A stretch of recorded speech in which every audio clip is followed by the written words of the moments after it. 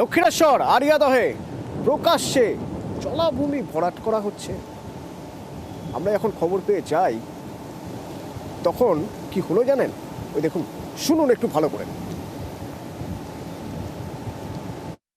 না, কখনো না। কেন? ছবি তুলবে না। কেন?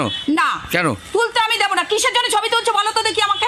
জলাশয় ভরাট না, করছে? মোটেই না, এটা জলাশয় না। কি এটা? ফালতু বকবে না। কি তাহলে এটা? আর আমি মোবাইল কিন্তু ছুঁড়ে ফেলে দেবো তোমাদের। আমি তোমাকে বারণ করলাম তো। মোবাইল চুরি ফেলে দেবেন? দাঁড়ান। ছবিটা তুলবেন, আমি বলছি। আমি আমি যারা করছে, যারা বলছে তাদেরকে বলতে দিন। কেন? ছবি তুলবে না। কেন? না। কেন? তুলতে আমি দেব না। কিসের জন্য ছবি তুলছো বলো তো দেখি আমাকে। জলাশয় ভরাট না, করছে? মোটেই না, এটা জলাশয় না। কি এটা? ফালতু বকবে না। কি তাহলে এটা? আর আমি মোবাইল কিন্তু ছুঁড়ে ফেলে দেবো তোমাদের। আমি তোমাকে বারণ করলাম তো। মোবাইল চুরি ফেলে দেবেন? স্পষ্ট দেখা যাচ্ছে জলাশয়, সেটা ভরাট হচ্ছে। উনি বলছেন জলাশয় নয়, জলাশয় ভরাট হচ্ছে না। মোবাইল ছুঁড়ে ফেলে দিতে পারেন তিনি, কিন্তু খবর তো চেপে রাখা যাবে না। সুবীর প্রতিনিধি আমার সঙ্গে সরাসরি রয়েছেন। সুবীর, কে ইনি? এ কোন জলাশয়, কিভাবে ভরাট হচ্ছে? দেখো, কামারহাটি পৌরসভার 10 নম্বর ওয়ার্ড, এটি দক্ষিণেশ্বর থানার অন্তর্গত মৌসুমী মোড় এলাকা এবং এখানকার যিনি কাউন্সিলর ছিলেন অর্থাৎ তৃণমূল কংগ্রেসের কাউন্সিলর স্বপন মণ্ডল, তিনি কিন্তু প্রয়াত হয়েছেন। এই মুহূর্তে কিন্তু এলাকায় কোনো কাউন্সিলর অর্থাৎ পৌরপিতা নেই এবং তার জন্যই কিন্তু এলাকাতে যারা শাসক দলের নেতাকর্মী রয়েছেন তারা কিন্তু এই যে প্রমোটারদের সাথে যুক্ত হয়ে তারা কিন্তু এলাকাতে এইভাবে জলাশয় ভরাটের কাজ চালাচ্ছেন।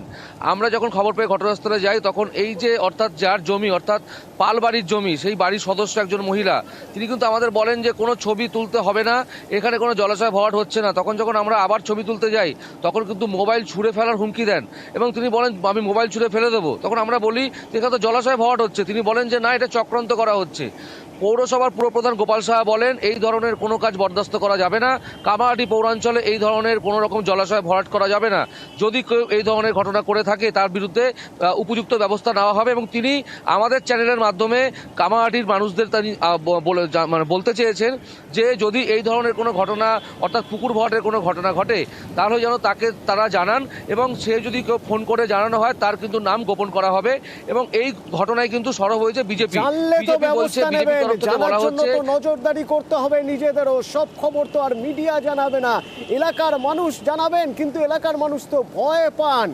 এই সুযোগ কি বিজেপি হাতছাড়া করে? শুনুন। কামারহাটি পৌরসভার চেয়ারম্যান তিনি বলছেন যে এগুলো এই সমস্ত বরদাস্ত করা হবে না। এই সমস্ত প্রতিশ্রুতি সত্ত্বেও তৃণমূলের একটা অংশ কিন্তু এই কাজ করে যাচ্ছে বিভিন্ন জায়গায়, যেখানে জলাশয় রয়েছে সেগুলোকে ভরাট করে সেখানে যাতে প্রমোটিং করা যায় তার জন্য তারা চেষ্টা করে যাচ্ছে। আবার এখানে সেখান থেকেও একটা টাকা নেতৃত্বের কাছে পৌঁছে যায়, আর সেই কারণেও তারা এটা দেখেও না দেখার ভান করেন। তবে এই ধরনের ঘটনা বরদাস্ত করা হবে না, কোনোভাবেই বরদাস্ত হবে না। অভিযোগ পেলেই কড়া পদক্ষেপ করা হবে বলছেন পুরসভা।